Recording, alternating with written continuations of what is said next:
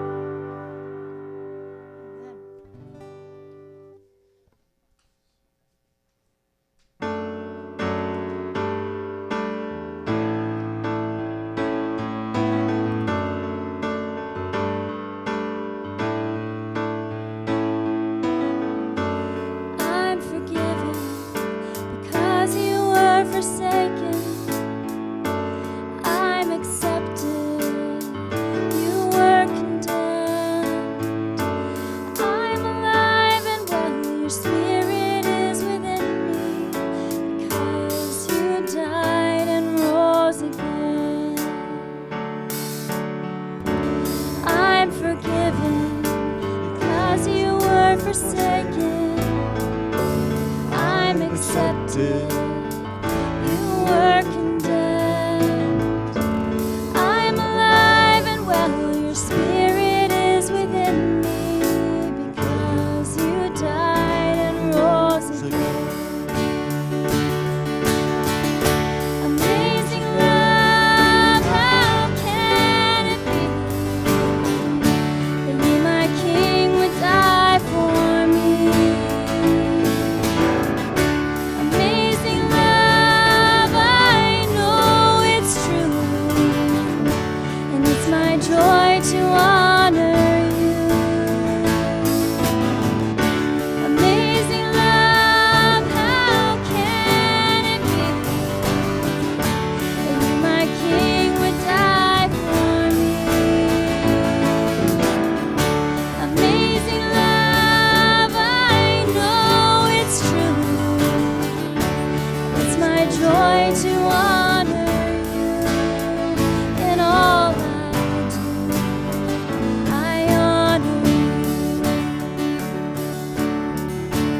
I'm forgiven because you were forsaken. I'm accepted. You were condemned. I'm alive and well. Your spirit is within me because you died and rose again. Amazing love, how can it be that you, my King, would die for me? Amazing love, I know it's true. It's my joy to honor you in all I do. I honor you.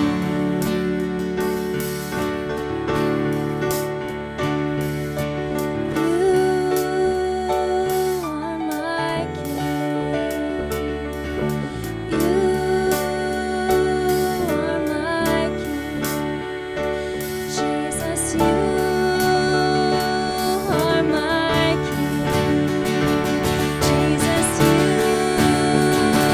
are my King. Amazing love, how can it be that you, my King, would die for me? Amazing love, I know it's true. It's my joy to honor you in all I do. I honor you in all I do. I honor you. You may be seated unless you are younger than the 6th grade. Then I want to invite you to come up. And I know I am not Pastor Sarah, so if this is kind of freaking you out, it's okay. You can bring one of your friends with you, like a grown-up, if that would help you feel better. Wow, it's like a Billy Graham revival. They're still coming. And sadly, y'all have no idea who Billy Graham is, but that's okay. So, come pull up. You know what? I'm going to grab this chair because if I sat on the floor, it might take all of you to get me up. I know, it's stunning, isn't it? Whoa, excuse me. Excuse me. Excuse me. Excuse me, coming through. Coming through. So I've got this story I want to tell y'all.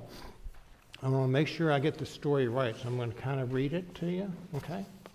So, once upon a time, in a land far away, there was a little child who took their one and only stuffed animal to school with them every day.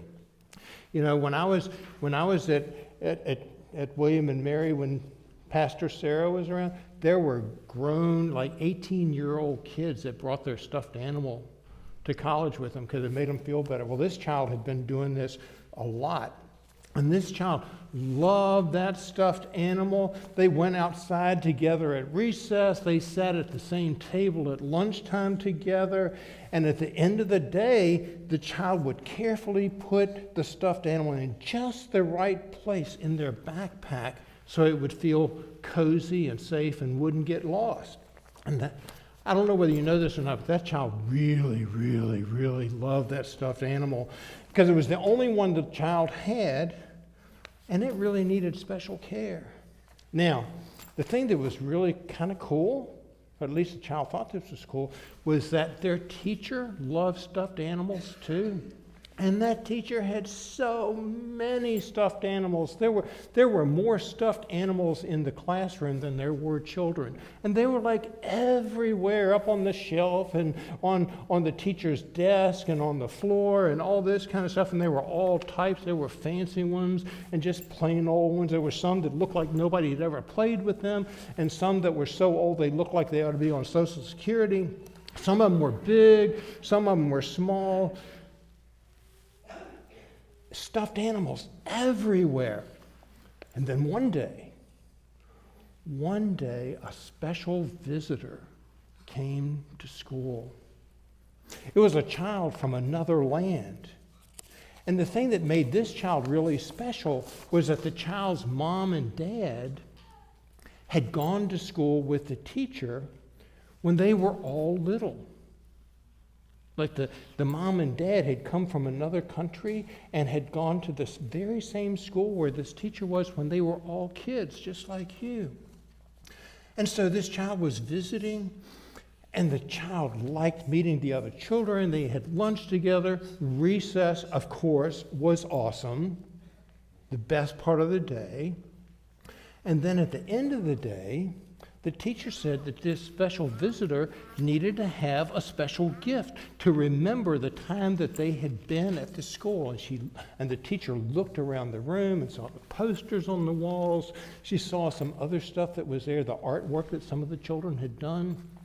The teacher looked at all the stuffed animals. And she took that child, the one who just had one stuffed animal. The teacher took that stuffed animal and gave it to the child and said, "We're so glad you were with us. We hope that you'll remember us." Wow. Terrible, isn't it? Yeah, that sucks eggs. Yeah, really. I mean, had all of those animals that could have been given, but took that child's one stuffed animal. Well, the child was sad, the child was mad, the child's feelings were hurt, but what are you going to do? Because an adult is bigger than you, right? And a teacher gives good grades and bad grades, so the child couldn't do anything. I know. That's a terrible story, isn't it? Aren't you glad I told you about it? Well, I wanted to tell you this because there's a story in the Bible about King David, who once treated somebody terribly too. My name's David, but I'm a nicer guy than David, let me tell you. And one day, a special messenger came to David and told a story just like the one you just heard, but it was about something. It wasn't about stuffed animals. It was about something else. And then the special messenger said, "What you did to this person was terrible. It was mean." And David got really mad. This messenger told this story about somebody who had done something just as bad as that. And David said, "This is unfair. This person ought to be punished." And then the messenger surprised David and said, "You know what? You're the person. You're the one who did this terrible thing. The story is really about you. You treated someone just as badly, and now God is upset with you, just as upset as you were." And David realized he'd done a terrible thing, said he was sorry, and asked for forgiveness for the awful thing he'd done. And you know what? I know that's not true of anybody in this circle, but sometimes people can do terrible things that hurt others. We act in ways that say, "I don't care, as long as we get our way." And God feels sad about that. God never wants us to hurt other people. God wants us to love each other. And if we're blessed, we have somebody in our life who will say, you know, you did a bad thing, but you can ask for forgiveness and you can change how you treat other people. So when you go to children's church with this very nice lady over here, the grown-ups are going to have to stay with me. Yeah, I know, it's a bummer. And they're going to hear that story in the Bible about the terrible thing that David did that was just as wrong, just as terrible, just as unfair as what that teacher did. And maybe on the way home or at lunchtime, you can ask your grown-up what they learned. Give them a test. See if they paid attention. And maybe together you can talk about how you can be fair and kind and loving and tell the truth when somebody does something bad. And how when we tell the truth and when we're sorry, that really pleases God. So thanks for listening to my story. It's a terrible story, but it does have a good ending at the end. Do you like that? Yeah. Daddy doesn't have a stuffed animal anymore. Because that was his last one. I know. It was awful, wasn't it? So I don't know what Pastor Sarah does, but I'm going to have a prayer, and I want y'all to pray with me. I'll do like a phrase, and then you repeat it back. Okay? Can you do that? But why can't you dress Sarah? I know. It's a great question. She has so many. Yeah, I know. It's awful. You got it. You got the story. That's awesome. So let's pray, okay? Dear God, thank you for loving us. When we hurt others, when we're selfish, you're sad. But you still love us. Give us friends and family who love us and tell us what we need to hear, even when that's hard. And give us family and friends who will forgive us and help us to be like Jesus. Amen. Thank you for listening to my story and coming up here to be with this strange man. My shoes are cool though, aren't they? You like my shoes? Yeah. My favorite color. I know they are. My favorite color is brown and black. Brown and black. And look at there. Those are one. Black is one of my favorite colors too. Awesome. Good. See y'all later.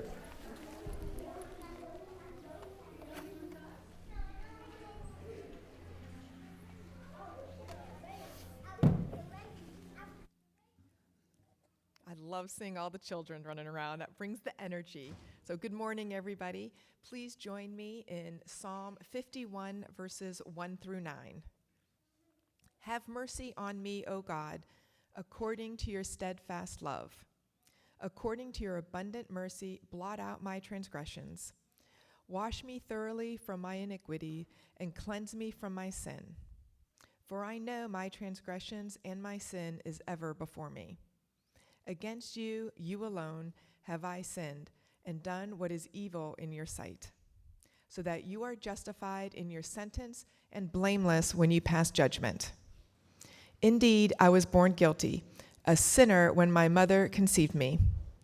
You desire truth in the inward being, therefore teach me wisdom in my sacred heart. Purge me with hyssop, and I shall be clear. Wash me, and I shall be whiter than snow. Let me hear joy and gladness. Let the bones that you have crushed rejoice. Hide your face from my sins and blot out all my iniquities. Thank you.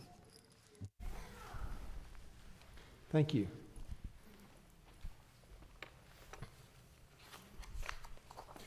So if you don't know that story, it's about David and Bathsheba and a prophet named Nathan.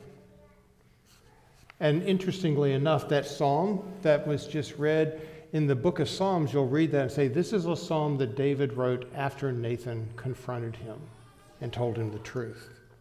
So let's listen to kind of the highlights of the story, and then we'll delve into it a little bit more.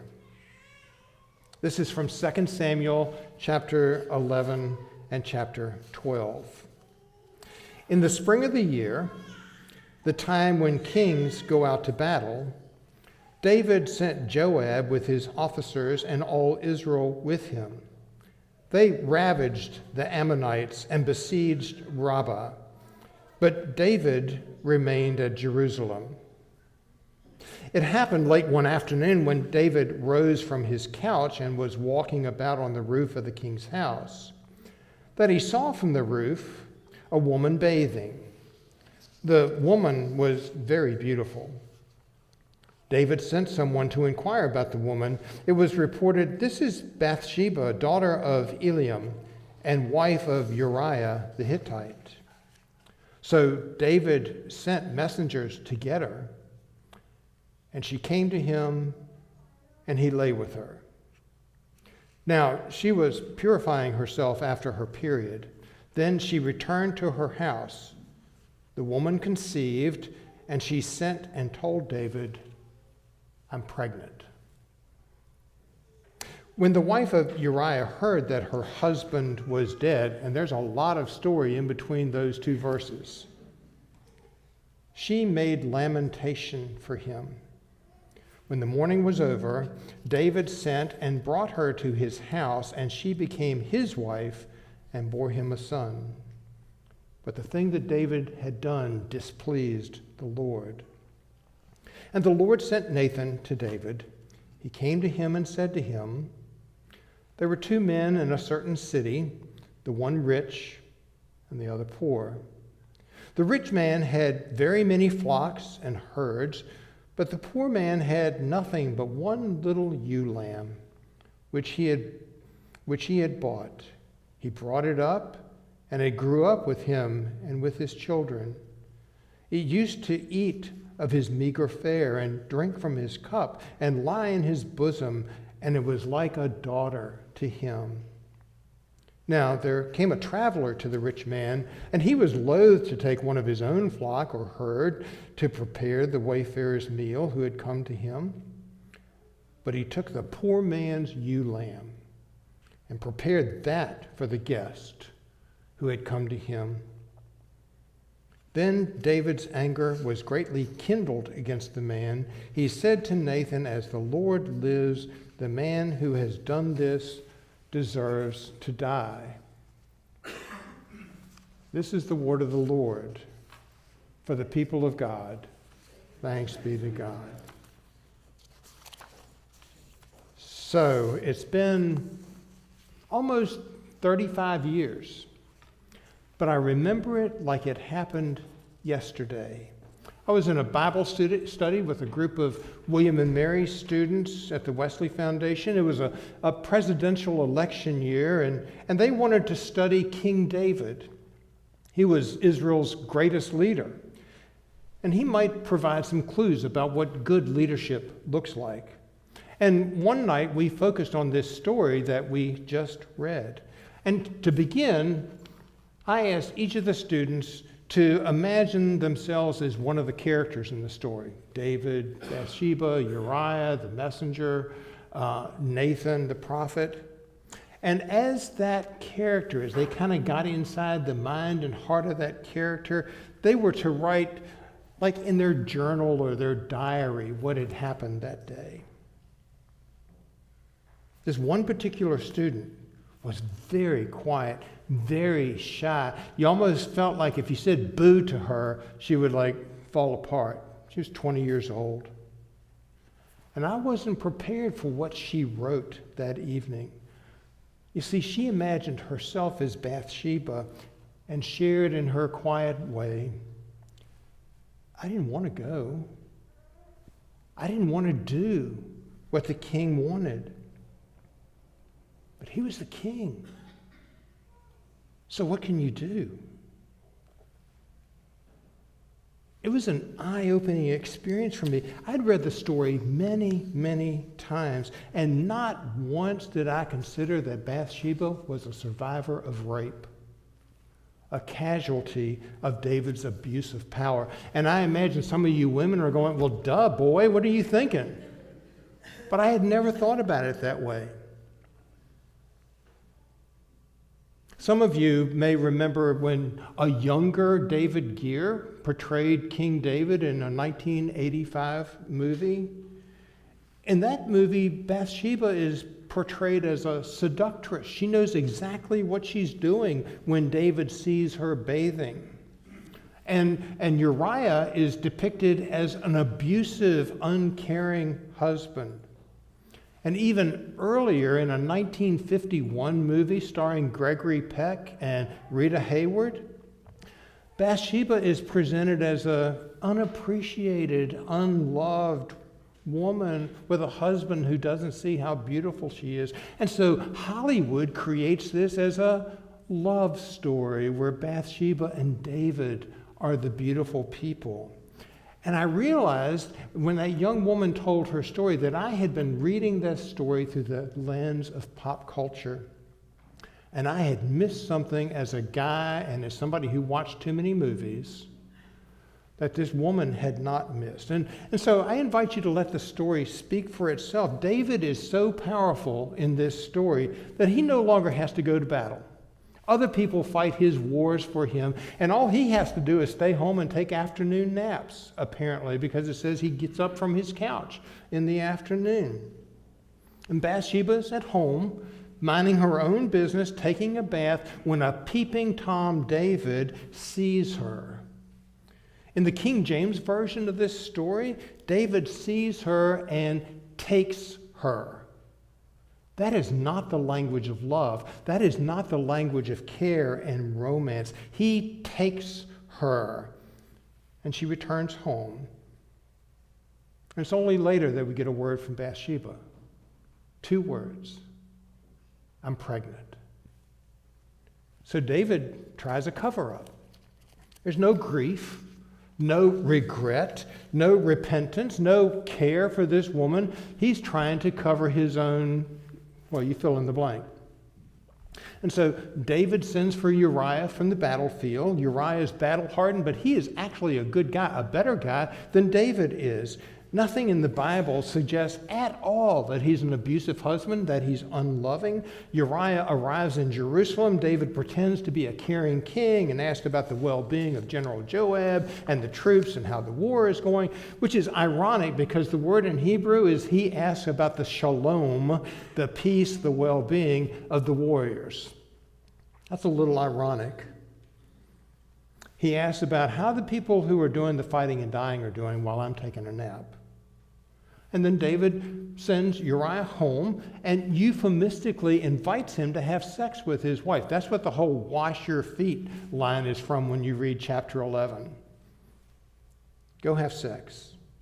If David's lucky, Uriah will sleep with his wife, will think the baby is his, and everything will be just peachy keen.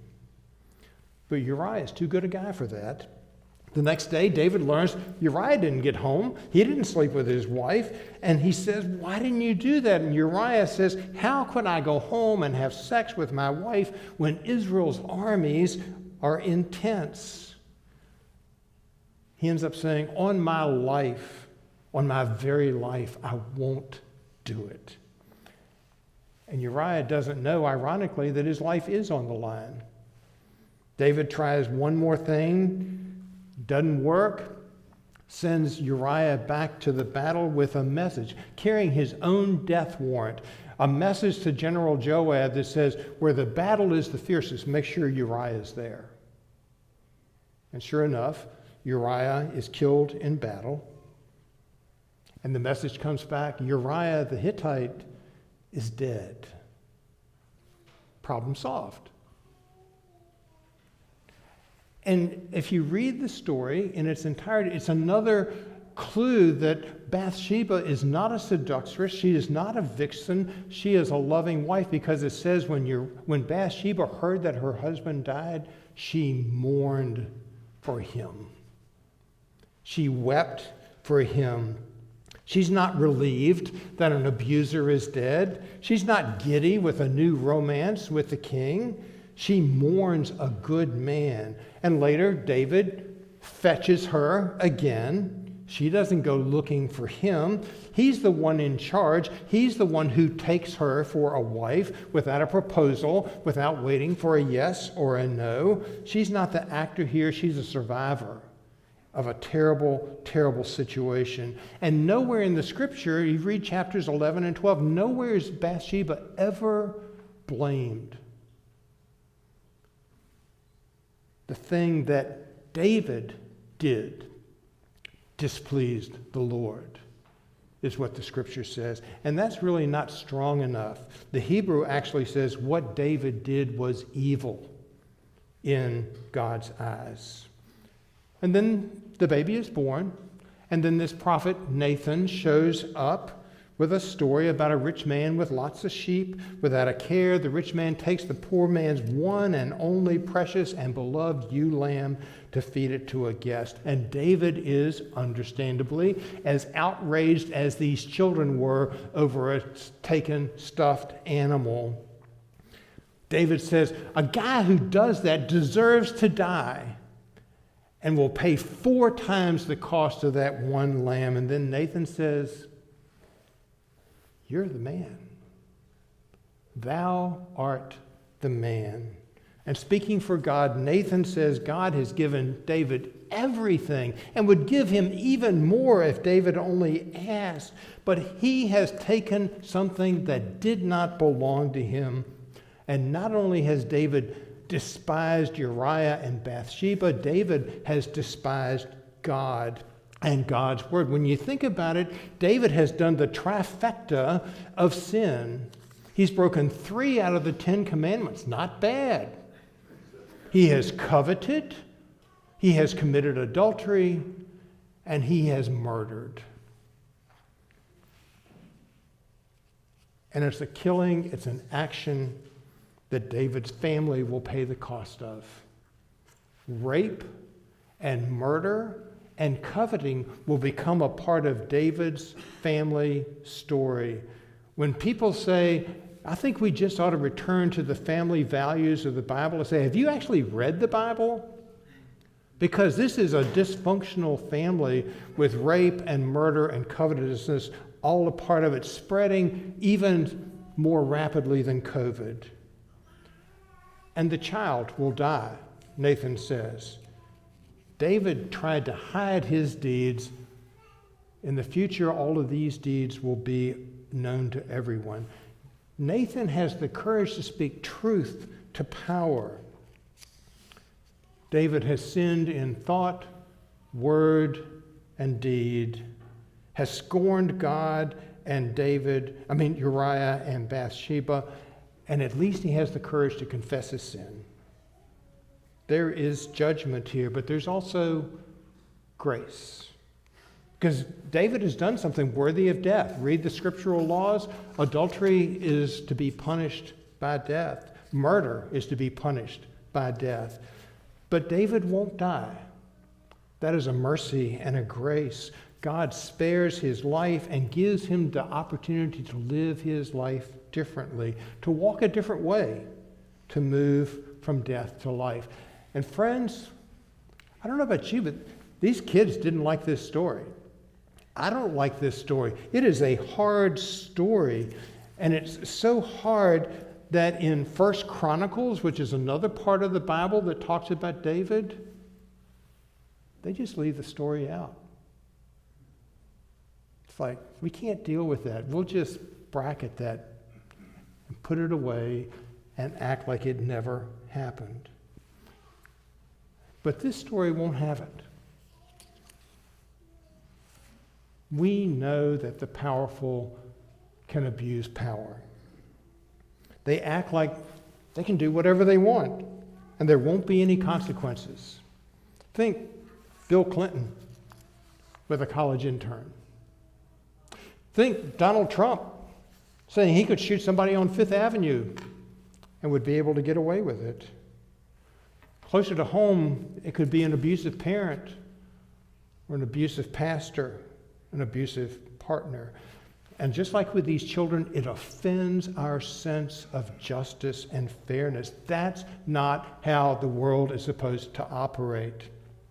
And sometimes we can become cynical. or despair that such things go unpunished. We just kind of shake our head. We can explain things away, especially if I'm the one who's been doing the doing. I can explain it away. We get frustrated sometimes that things that we know are wrong are not taken seriously and people aren't held accountable. And it's a comfort to me when I read this story that not only I'm offended, but God's offended. Our lives are attuned to God's life when we are pained like God by abuse or injustice, or when our sense of what is right is violated. We as people of faith are crazy enough, no, we're bold enough, we are brave enough to dare to believe that the creation is not amoral. Life is not random or accidental. Justice and fairness really are at the heart of the universe. That's why we're so offended by it, because that's the way the universe is made. Wrong won't always be unrecognized or given a pass. And I know it's Sunday morning and it's early and you might feel like that's kind of naive, but don't you really want a world that cares? Do you want to live in a world that's indifferent to suffering or evil? Because if we do, that means that whatever happens to you doesn't matter either. And I think it does. I want to live in a world where God does see, where God does care about the evil we inflict on each other and invites me to care about that as well. It is a gift, sisters and brothers, to trust and believe that our lives really do matter. Because there will be people who tell us that they don't. But our lives do matter. How we live matters. There is purpose and order to creation, and we are not doomed to an existence of chaos where only the strong survive. As the song says, this is our Father's world. It is. At least that's what we believe. And so how do we become God's partners in creating and maintaining a world where justice and fairness and righteousness have a home? I think we start by holding one another accountable in the church, by being a community that's honest with one another and that speaks the truth in love. I mean, I've got all kinds of people who will tell me what I want to hear. The church is the place where sometimes I hear something I don't want to hear, but I know is true and is important for me, a matter of life and death. We start by being Nathans for each other.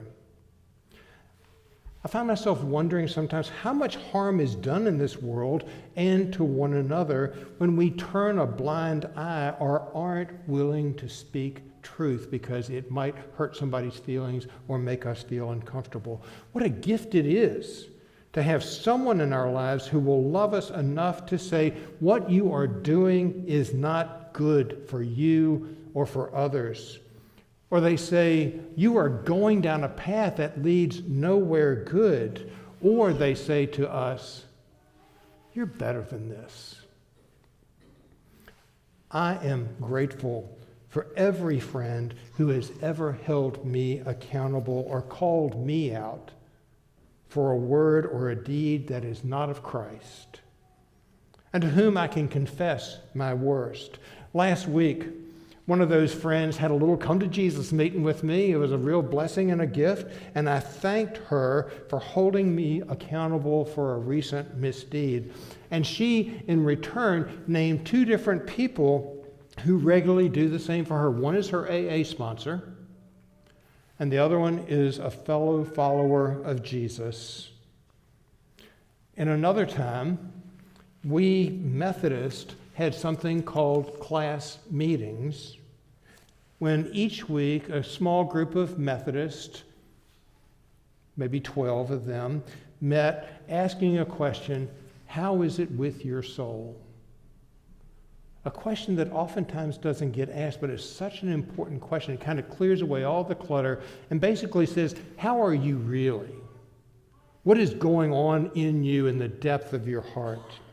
How is it with your soul? They watched over one another in love, challenging each other to greater faithfulness, to greater obedience, and to care for one another as they were all on the journey to being made perfect in love. Friends, that's what it means to be the church, to be a community of truth and troth, as the old language of the Book of Common Prayer used to say, a community of faith, keeping promises to help one another to live together the way of Jesus. And that is not always easy. It's not always comfortable, not always safe. Nathan speaks truth to David and gets away with it. David honors him for it. But the Bible also knows other times when truth is told and suffering is the result. Don't look any farther than Jesus on the cross, because he is truth. And he is on the cross. But he's also the true way to life. As church, we get to bear witness to that way whenever we live together as a community that speaks truth in love and offers forgiveness and grace and healing even when we are at our worst. Someone has wisely and generously said, "We are not the worst thing we have ever done." Hear that. You are not the worst thing you have ever done. You're just not.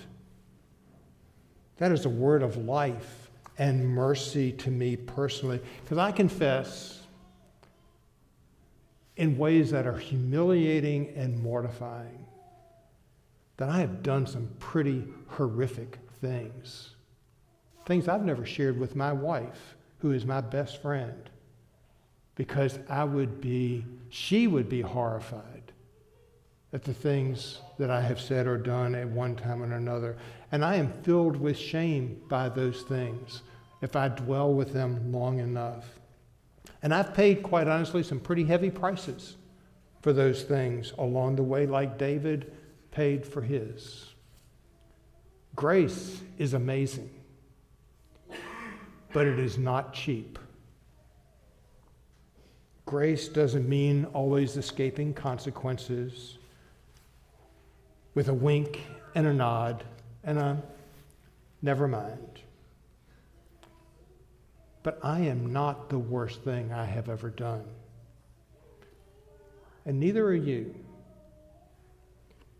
Above all else, I am God's beloved child, forgiven, redeemed, set free, blessed by grace than all my sin.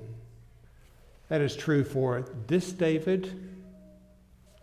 It was true for King David. And it is true for you.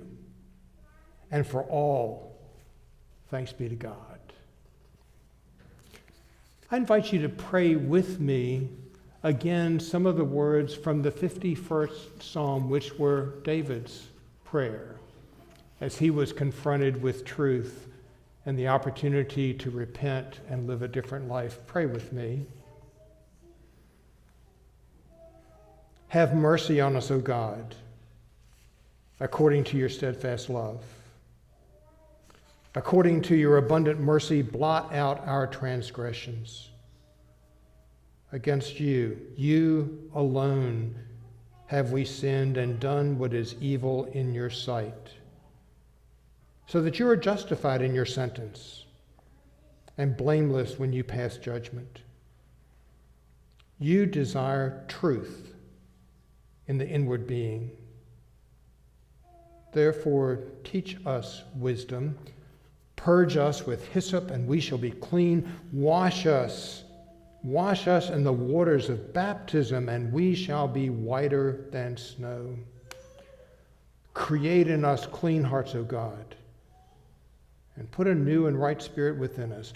Do not cast us away from your presence, and do not take your Holy Spirit from us. Restore to us the joy of your salvation, and sustain in us a willing spirit, and we will give you thanks and praise Amen.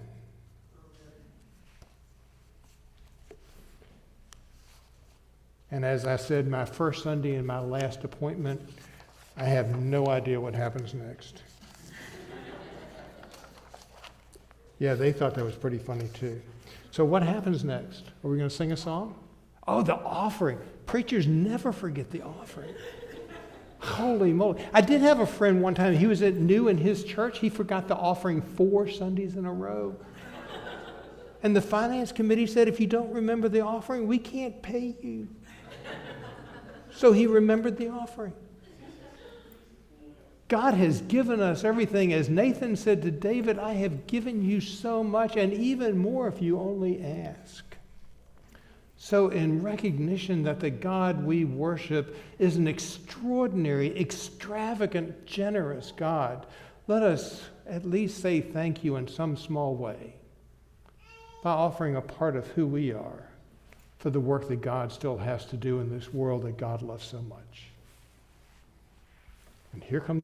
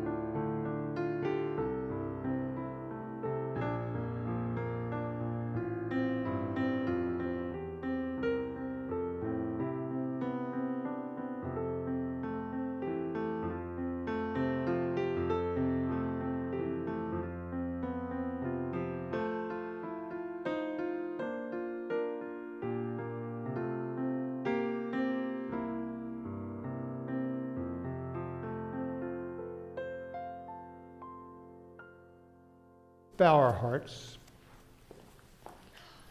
For all that you have given, O God, we give you thanks. For the suffering and the need and the lack of love that is still a part of our world, we pray that we might offer ourselves to bring healing and hope and life and love. Use us and these humble gifts that we now offer to do something beautiful, O God. And we will give you the thanks and the praise in Jesus' name. Amen.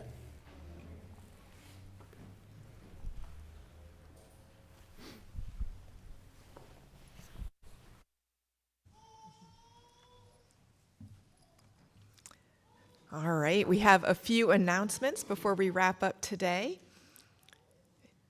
We've got the Charge Conference coming up on Tuesday evening, and we are part of the Cluster Charge Conference at Aldersgate United Methodist in Charlottesville from 7 to 9. A church council will be attending, and we will be looking to approve clergy compensation, the 2023 lay leadership of the church, candidates for ministry, and lay service. So if you have any questions, Pastor Sarah is back, or you can reach out to David Banks, our head of our church council. All right, jump in and step up challenge. As we head into the final quarter of 2022, we're asking you to prayerfully consider jumping in or stepping up to the challenge of helping Crozet United Methodist Church reach its goals this year.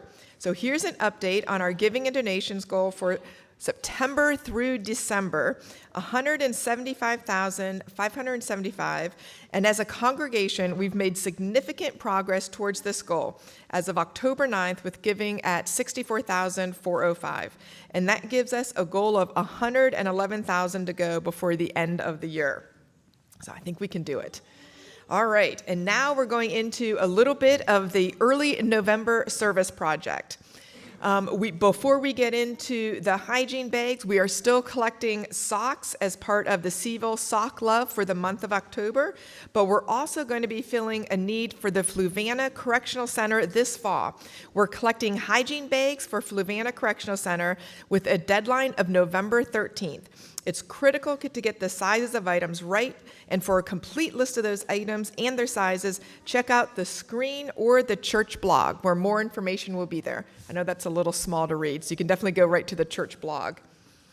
Tonight, the Children's Fellowship Group meets tonight between 4 and 5 p.m. in the Fellowship Hall for Halloween fun games and activities. So come on out for fellowship for kindergartners through 5th graders. And for more information, you can reach out to Becky Vile and her email. Her email is sbvile@gmail.com. It's always a good time for the kids. And of course, we've got Crozet United Methodist hoodies are still available. You can order online or just go to the front page of our website or send a note to communications@crozetunitedmethodist.org, which is Bart Isley, so he'll be able to take care of that for you. And then quickly with that, there'll be no middle school youth group tonight. And Pastor Sarah does return to the office this week. So thank you very much. Will you stand and worship with us?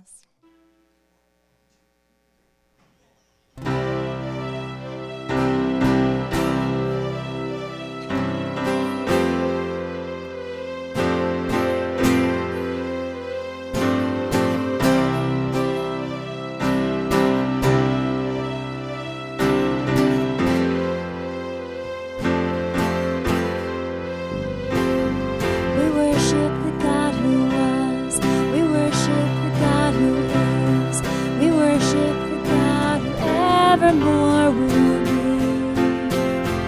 He opened the prison doors. He parted the raging sea. My God, He holds the victory. There's joy in the house of the Lord. There's joy in the house of the Lord today. And we won't be quiet. We shout out your praise. There's joy in the house of the Lord. Surely in this place, and we won't be quiet.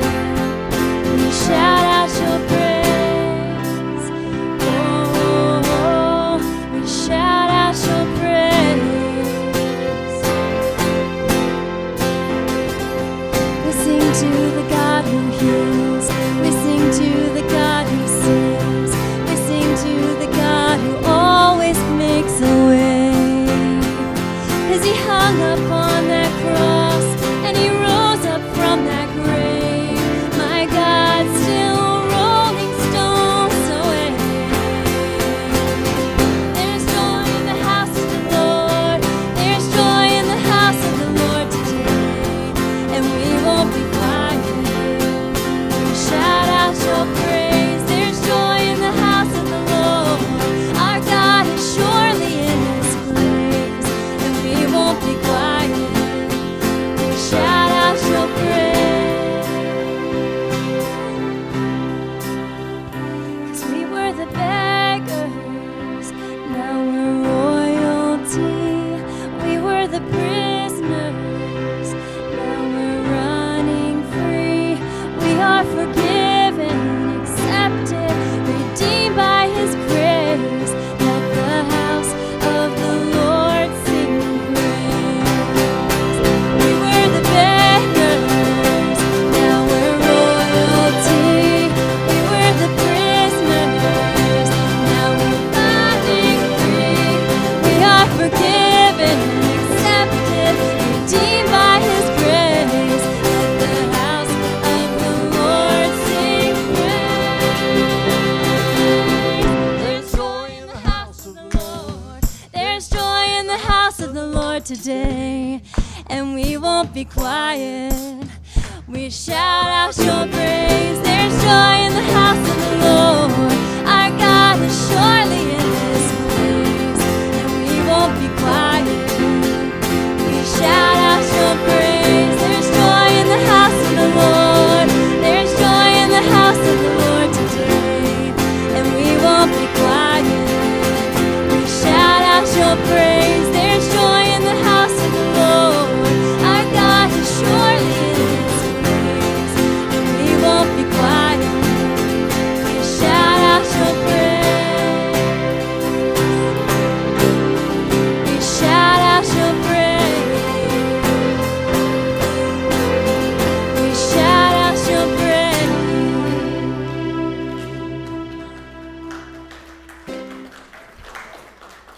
Probably one of the places where I've experienced joy in the house of the Lord most profoundly is at Greensville Correctional Center, which is south of Petersburg. It's where the death house is for Virginia.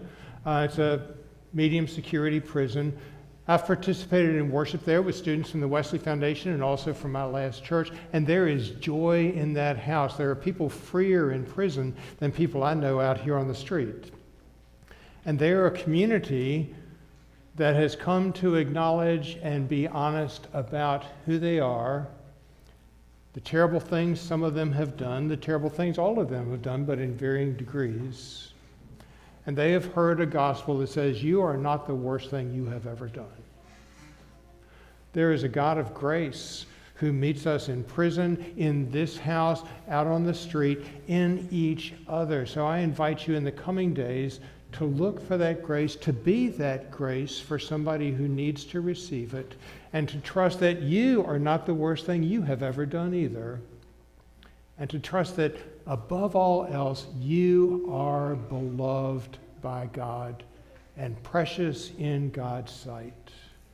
In that good news, go forth in peace, go forth in joy.